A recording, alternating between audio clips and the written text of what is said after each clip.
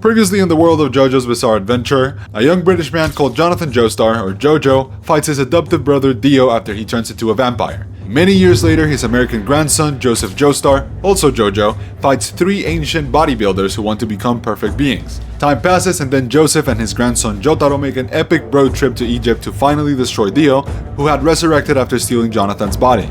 But after 3 parts of pure action, adventure, and dudes with huge pecs, Araki decided to write a wholesome story about a quaint town in Japan where we will get to live out new, bizarre adventures. This, my friends, is the setting for JoJo's Part 4, Diamond is Unbreakable. As always, if you're new to the channel, welcome. It is a pleasure having you here. And if you're getting caught up on JoJo's before watching the anime for Part 7, I will leave the links for all the parts in the description so you can be ready for more peak fiction. On top of that, I will be extremely grateful if you give this video a thumbs up because it really helps grow the channel. But with nothing else to say, let's recap my favorite part of JoJo's Bizarre Adventure. Welcome to Morioh, a beautiful coastal town with yellow skies where nothing ever happens. This town is also home to our new Jojo, Josuke Higashikata. Josuke is a very charming and friendly teenager. He lives with his mother and his grandfather and has the peculiarity that he hates when people make fun of his haircut. Not only that, but Josuke also happens to be the illegitimate child of Joseph Joestar, who couldn't resist himself after seeing Josuke's mom. Nice! I personally don't love this character decision, but it is what it is. Take it or leave it! One day, an older Jotaro Kujo arrives in town to find Josuke and warn him about an evil lurking in Morioh. Josuke isn't too excited about meeting Jotaro, who is technically his nephew, and decides to fight him with a stand, Crazy Diamond, which has the power to heal or repair objects just like Jotaro's hat. The boys tussle for a little bit, but of course they become friends after a while, and now it is time for them to go save the town from the serial killer that Jotaro is hunting down. This killer's name is Angelo, and he has a water stand similar to the one from Part 3. One day, Josuke foils a robbery he was doing with his stand, which makes Angelo target Josuke and kill his grandfather. Josuke locks in and defeats him by turning him into a rock, which is low-key a fate worse than death, and takes on the mantle of Morioh's protector. But after this, things get more complex when our JoJos learn that there's a new wave of evil stand users flooding Morioh because someone has been shooting them with arrows. Excuse me, what? It turns out that in our world of JoJos, you can get a stand either by waking it up or being shot by a bow and arrow that can kill you or give you a stand. This is the tool that Dio used to have so many stand users working for him, and the person who obtained this bow and arrow after Dio is this dude named Keicho Nijimura. In the past, his father was also a servant of Dio, but for some reason he became disfigured and immortal by assimilating with Dio's cells. And Keicho is creating stand users with the hope that one of them might develop a stand that is powerful enough to finally put his father out of misery. Josuke, being the life enthusiast that he is, takes it upon himself to put a stop to Keicho once and for all. And for some reason, this kid named Koichi, who is Josuke's classmate, tags along. They arrive at this abandoned house to fight Keicho, and almost immediately Koichi gets one-shotted by the arrow. This leaves Josuke to fight against Keicho, but not before fighting his little brother, Okuyasu Nijimura, who has one of the most broken stands in all of JoJo's, the hand. This stand lets him erase anything he touches, even space, but fortunately bro isn't all too bright and he knocks himself out. Josuke continues up the house to find Keicho, who also fights him with his stand Bad Company, which is honestly a really sick stand, but Josuke defeats him using his 1 million battle IQ. In the end, it looks like Josuke convinced the brothers to look for a cure for their father instead of an executioner. Everyone was happy, but we know that in JoJo's nothing is ever this easy, so in a split second a mysterious stand comes out of the power socket, kills Keicho, and steals the bow and arrow. With the bow and arrow now lost in the city, it is our hero's job to defeat the stand user and any others that will be awakened from now on.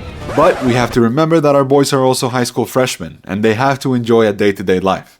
And that is why Part 4 becomes a beautiful slice of life about a colorful group of friends who also happen to have JoJo stands. So let's meet our friends for this adventure. We have Josuke as the guy who loves everyone, and everyone loves him back. Okuyasu as the guy who used to be bad and is now Josuke's goofy friend. Koichi as the chill guy who survived the arrow and got a stand, and he's also a very reliable person. Jotaro as the stoic unk who is there for when shit gets real, and Joseph Joestar as the estranged father that reappears one day and bonds with his son over an invisible baby. This is the set of characters that will take us on fun adventures through the town while they try to find the bow and arrow. Like the time Koichi was being extorted by a guy who can put locks on people's hearts, or the time that a pretty girl became obsessed with Koichi for being such a reliable guy and a Warland subscriber, which made Okuyasu crash out. Or the time Josuke and Okuyasu went on a date to an Italian restaurant, and Josuke suspected that the chef was an evil stand user, but bro was actually a friendly stand user, so Josuke just cleaned his kitchen to apologize. Life in Morioh is truly full of great days, but sometimes our heroes also need to lock in for a little bit.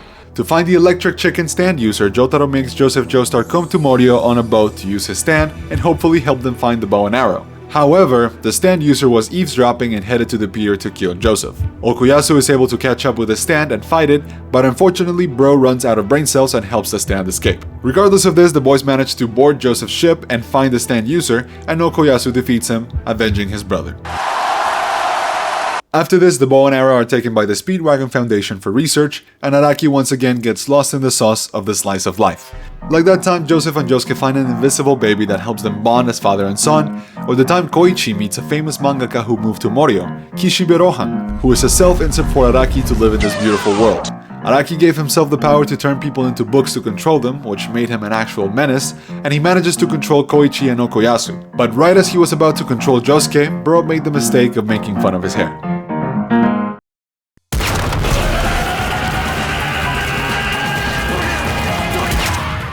3 days later.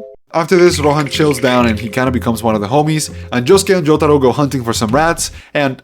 Boring! Yeah, okay, I know that this first half of part 4 isn't everyone's cup of tea, even though I love it, but things get really interesting moving forward. Rohan is dismissed from the hospital after being demolished by Josuke, and he uses his stand to manipulate Koichi into helping him do some research for his manga. As they do this, they walk into a ghost alley which they are unable to escape, and in here they will meet the ghost of a girl named Reimi and her dog. Reimi and her family were murdered by a serial killer many years ago, and she begs the boys to find this killer because he is back at the murder business and he needs to face some justice. The boys agree and escape the alley, which can only be escaped if you don't turn around to see the evil spirits behind you. After this, the boys are back in regular Morioh, but now it is time to investigate the killer. But before that, Josuke and Okuyasu meet this kid with a spiky skull named Shigechi, who has a stand that lets him find specific things. The three of them make a plan to harvest lottery tickets until they can find the winning one. The boys find it and become immensely rich, but get corrupted by greed and are forced to destroy the ticket to reconcile and remain as friends. And this little side quest is very important for what comes next. One day we meet an ordinary man, a gentleman called Yoshikage Kira. Kira is enjoying a picnic in the park with his girlfriend, which would be wholesome as shit, if not for the fact that his girlfriend is a severed female hand. That's right, Kira is the killer that Rohan and Koichi promised to find, but this task is almost impossible because bro's entire life goal is to live a peaceful life and never go under any stress. For this reason, he maintains an airtight routine and never raises any alarms. It is almost like bro is happy just being a background character, which is just what he was for the first half of the story. So like I said, bro is enjoying a picnic with the hand of a girl he murdered, which he keeps in a sandwich bag. Coincidentally, Shigechi and Kira swap bags by mistake, so the moment that Shigechi gets hungry, he will be met with the dismembered hand. Kira cannot allow for that to happen or else it would ruin his entire peaceful life thing, so he sneaks into the school to swipe the bags back. Ultimately, after hiding from Josuke and Okuyasu, he fails to stop Shigechi from discovering his secret, which forces Kira to make the most rational decision of using his stand, Killer Queen, to blow up the kid.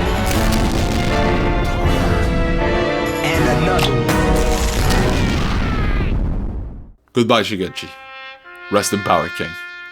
Thankfully though, Kira's actions backfired as Shigechi was able to send Josuke a button from Kira's jacket seconds before being completely erased by Killer Queen's bombs. This button triggers a chain reaction that makes all the friendly stand users we have met so far reunite to collaborate and stop the killer. But before that, how about some more slice of life? The pretty girl who was obsessed with Koichi is still on the quest to make him love her back. In order to do this, she goes to the salon of a stand user who can change people's faces to make her prettier. But Koichi pulls an ultimate Giga Chad move and tells her that her original face was already the most beautiful one, and they get freaky. This might seem like a weird thing for Araki to put in between Kira's story, but it will make sense in a bit. Jotaro and Koichi then use the button to find the tailor who made Kira's jacket. But to their surprise, Kira was already waiting for them and attacks them with his secondary power, Sheer Heart Attack, which is a heat-seeking bomb that cannot be destroyed until it reaches its target. Kira escapes and leaves the boys to die, but the f***ing goat that is Koichi evolves his stand into Echo's Act 3. Who's that Pokemon? It's Echo's Act 3! And he uses his new abilities to stop the bomb and force Kira to come back. Once he does, Josuke and Okuyasu also arrive and surround Kira. But in a moment of desperation, the bastard cuts off his hand and escapes to a hairdresser lady to force her to change his face, and he kills her once she's done. Josuke uses Crazy Diamond to make the hand go back to Kira's body to help them find him, but all they find is the dead lady and a multitude of people in which Kira disappears. Absolute depression. Kira takes the likeness of a man named Kosaku, and to continue hiding, he tries his best to please his new wife and son. At the same time, our boys investigate Kira's house, only to find jars that are full of nail clippings and a photograph of Kira's father. It turns out that Bro is actually alive and attempts to kill the lads from within a picture, but Jotaro manages to defeat him momentarily by trapping him in a different picture. But it doesn't matter anyway, because Bro just escapes with a second bow and arrow to create more stand users to find the lads. Fucking father of the year. But you know what? How about we forget all about this tense situation and go back to having fun, yeah? You know, Kira's father making more stand users also means more funny moments. Like that time Rohan had to play rock, paper, scissors of death with a kid, or the time Josuke and Okuyasu find an alien, and Josuke uses him to gamble and cheat against Rohan until a magnifying glass sets Bro's house on fire. Or the time Rohan was trapped in a tunnel by a stand, and Josuke gets on a sick-ass bike chase to find the user and beat him. The lads also fight a dude in a transmission tower, and Josuke almost got shot by a piece of paper. But we got plenty of funny exchanges just like this one. In